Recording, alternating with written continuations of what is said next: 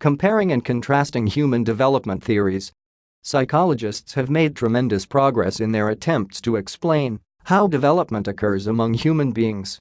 Over a long period of time, developmental psychologists have been engaged in controversies in their understanding of development as either continuous or stage-oriented. Those who propose that human development is discontinuous argue that it involves distinct stages which are uniquely identified by significant behavioral differences. Psychological theorists who say that development is a continuous process have very contrary explanations. There are several theories that have been advanced in support of the stage-oriented development. The purpose of this paper is to compare and contrast three major developmental theories as advanced by Sigmund Freud, Erik Erikson and Jean Piaget.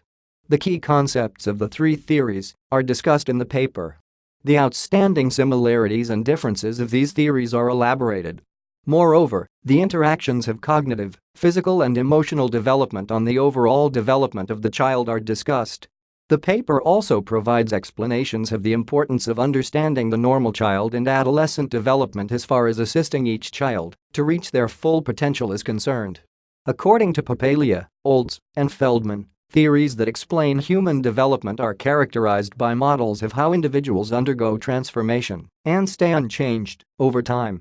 Sigmund Freud is considered the pioneer of the psychoanalytic school of thought of human development. He developed this theory towards the close of 19th century and the beginning of the 20th century. Freud advanced the psychosexual theory of human development with emphasis on sexual drive being crucial in influencing behavior. According to Freud, human beings have sexual instincts that unfold in distinct stages right from birth. This sexual drive is referred to as libido. The source of the drive is peculiar to each stage and is called the erogenous zone and shifts with time. This theory has three major components. The first is the dynamic component or the economic concept. Freud took up the concept of energy and applied it to human behavior. He identified the psychic energy which operates the different parts of an organism. This energy is biological-based and always available in same form. The source of this energy, according to Freud, is instinctual in nature, which implies that it is not learned. The most powerful of the instincts are those dealing with creation and sustenance of life, the sexual instinct. He named them eros. There are other instincts that were identified, but the sexual instinct becomes a main life instinct which is necessary for the survival of species.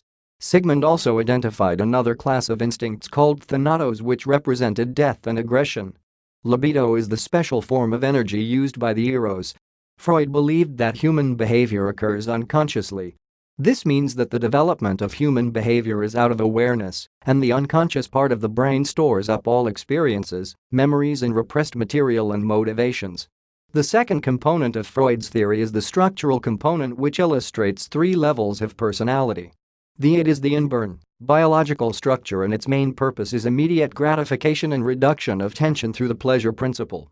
This part is illogical, blind, demanding, insistent, and unconscious, lacks organization, and cannot tolerate tension. The id never matures and remains the spoilt part of human personality. The ego, on the other hand, deals with the interaction between the individual and the environment. It is ruled by the reality principle. This is the part that is responsible for ensuring realistic human behavior and logical thinking. It formulates plans of actions for satisfying individual needs. The ego is the seat of intelligence and rationality, since it checks and controls the blind impulses of the id. The third part of personality, according to Freud, is the superego. It is the judicial part of personality, since it represents the internalized standards, values, and attitudes. The ego ideal component has the ideal standards, while the conscience deals with the judge and punishing agency that leads the child to experience guilt each time the standards of the ego ideal are violated. The third and the most significant component of psychosexual theory is the stage component. It has 5 main stages of human development. In this theory, Freud explains the development of child from birth to the adolescent stage. He observed that the demands of each of the stages must be fulfilled, otherwise the individual becomes fixated. Fixation refers to the arrested development at one of the psychosexual stages because of under- or over-gratification of a need. The following are the 5 stages of Freud's model of human development. The first is the oral stage, which starts from birth to 1 year of age. The primary focus of stimulation is the mouth and lips. The child gets gratification in feeding through the oral cavity. One main source of a child at this stage is breastfeeding. An adult who show excessive oral needs such as excessive eating, chewing, talking, smoking, drinking, gossip, hostility, aggression, and greediness, according to Freud, may have oral fixation. He proposed that children should be breastfed, given food and love, if this problem is to be avoided. The second is the anal stage, which is experienced at age 1 to 3. The anal area becomes the erogenous zone, where the child derives pleasure. Children will get bowel as well as bladder elimination pleasurable. This stage is naturally oriented to coincide with toilet training, and the method of training affects the formation of particular personality traits. Individuals fixated at this stage will display cruelty, inappropriate display of anger, extreme disorderliness, and anal aggressive personality. These behavior characteristics occur when the individual perceives the waste from the body as not useful. If the waste is perceived as useful, the person will develop extreme orderliness, hoarding, stubbornness, and meanness. In general, the fixated person exhibits anal retentive personality characterized by selfishness. The third is the phallic stage, occurring at between age 3 to 6. The focus is on the genital zone, where the child derives pleasure from manipulating its genitals. A child at this stage faces a crisis which must be resolved. A boy child experiences Oedipus complex, where the boy desires to possess the mother as she is possessed by the father. However, the boy fears creating trouble with the father. According to Freud, the boy develops castration fear or anxiety and resolves this problem by identifying with the father. This implies that the boy possesses the mother vicariously and engages in manly activities. Faced with similar conflict, the girl child experiences Electra complex, the penis envy.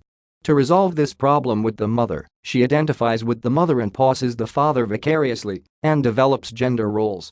The fourth stage in Freud's psychosexual theory is the latency stage, experienced between age 6 and 11.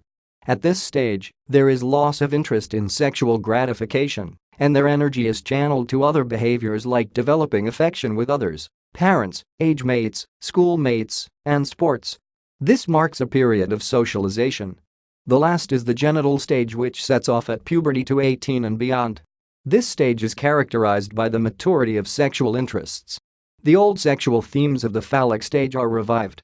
The adolescents develop interest in the opposite sex, and there is some sexual experimentation.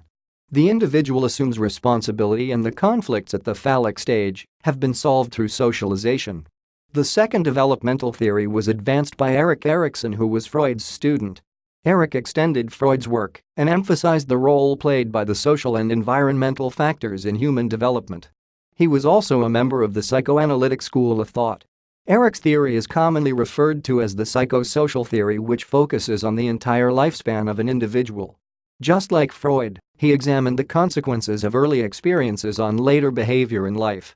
Erik also developed the idea of crisis conflict, which must be resolved in constructive and satisfactory manner for the enhancement of human development. He observed that, if resolved in an unsatisfactory manner, the negative quality will hinder further development, which may manifest itself in psychopathology.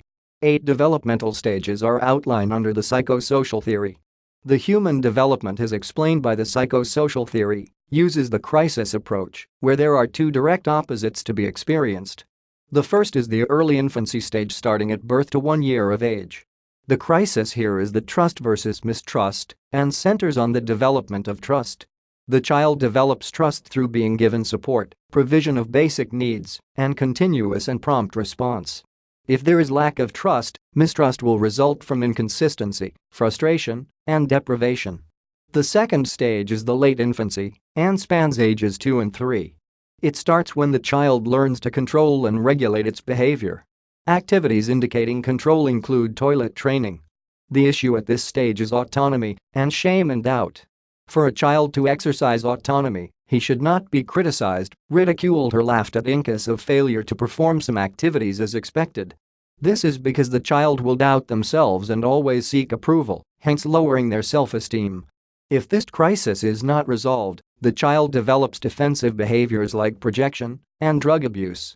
Thirdly, there is the early childhood, 4 to 6 years, stage, which is characterized by initiative and guilt crisis. Initiative indicates that the child feels sure to take positive actions of its own, like dressing and feeding oneself. Failure to solve the problems at the autonomy stage will delay initiative or destroy it completely. Parents, according to Eric, should encourage children's self-initiated behavior. If the child lacks initiative, he will experience guilt, low self-confidence and self-control. The fourth stage is the middle childhood, or the industry versus inferiority crisis stage, 6 to 11 years. This is a period of learning and mastering more basic skills necessary in the society. Children ought to learn to take pride in their work through well-cultivated attitudes. Failure to be productive results in inferiority feelings. Children will withdraw and regress to dependent behavior. They may direct their energies to socially unacceptable behaviors in defense. Identity versus role confusion crisis characterizes the fifth stage and occurs at age 12 to 18, the adolescent stage. At this stage, the individual is expected to develop identity and role clarity. Due to physical, emotional, social, and intellectual changes, there is change of expectations. The adolescents are no longer sure of the roles they are supposed to play. In order to resolve these confusions, identity grows out of identification with parents, teachers, friends, and other role models. According to Erickson, this is the most sensitive stage since identity grows out of the preceding stages. The sixth stage is the early adulthood, 19 about 40 years. It is marked by intimacy versus isolation crisis. Once the sense of identity has been developed, it is ready to be fused with another identity of another person, especially of the opposite sex. There is manifestation of true love between two people with intimate mutual relationship. Failure to achieve intimacy, there is development of feelings of isolation, even when married and with children. Stage 7 of Erickson's theory occurs between the age of 40 and 60 and is referred to as the middle adulthood. The crisis at this stage is generativity versus stagnation. It involves the achievement of productive, purposeful, and creative personality. The negative aspect of this stage is the feeling of stagnation. The last stage is the old age at 60 and beyond. It characterized by the ego integrity versus despair crisis. The individuals at this stage look back in their lives and are content because they know that they have done it. Failure to develop a sense of integrity leads to despair and regret. The third human development theory was advanced by Jean Piaget. His theory focuses mostly on human cognitive development and describes 4 stages of how children think and reason about their environment. Piaget believed that all children go through these stages in the same way and warned that no skipping of one stage. Differences in the stages are both qualitative and quantitative. The first is the sensory-motor stage, which occurs in children from birth up to 2 years. At this stage, children evolve from reflexive creatures into reflective planful problem solvers. He divided this stage 6 other substages. The second stage is the pre-operational stage, 2 to 7 years, where children are more proficient at constructing and using mental images to think about objects, situations and events they encounter. Piaget divided this stage into 2 more substages, the preconceptual period, 2 to 4 years, and the intuitive period, 4 to 7 years. The third stage identified by Piaget is the concrete operational stage from age 7 to 11. Piaget believed that children at this stage can apply their operations to objects and events that are real or imaginable. The child achieves class inclusion, mental representation and has concrete operation as well as reversibility. The fourth stage of Piaget's cognitive development theory is the formal operational stage starting at age 12 and above. A child at this stage is able to reason logically, give creative responses, and exhibit systematic problem-solving approaches. A number of factors, according to Piaget, play a role in influencing human cognitive development. These include biological, educational, socio-cultural, and the physical environment. From the above discussion, it is evident that there are a number of similarities and differences between the 3 developmental theories. The theories provide very rich information on the physical, emotional, and cognitive development in human beings. The explanations given are convincing and can be used in guiding the general development of the child from the formative stages. Erickson's psychosocial theory provides a comprehensive analysis of human development from birth to death. This enables the handling of life experiences from a knowledgeable perspective and to make necessary amends. In general, it is important to understand the normal child as well as adolescent in order to help them attain full potential in life. The paper has compared and contrasted three major developmental theories using the block method as advanced by Sigmund Freud, Erik Erikson and Jean Piaget. The key concepts of the three theories have been discussed in the paper. The outstanding similarities and differences of these theories have emerged from the discussion. Moreover, the interactions of cognitive, physical and emotional development on the overall development of the child have been highlighted. The paper has also provided an explanation of the importance of understanding the normal child and adolescent development as far as assisting each child to reach their full potential is concerned. This essay on comparing and contrasting developmental theories was written and submitted by user Marcel Peterson to help you with your own studies. You are free to use it for research and reference purposes in order to write your own paper. However, you must cite it accordingly.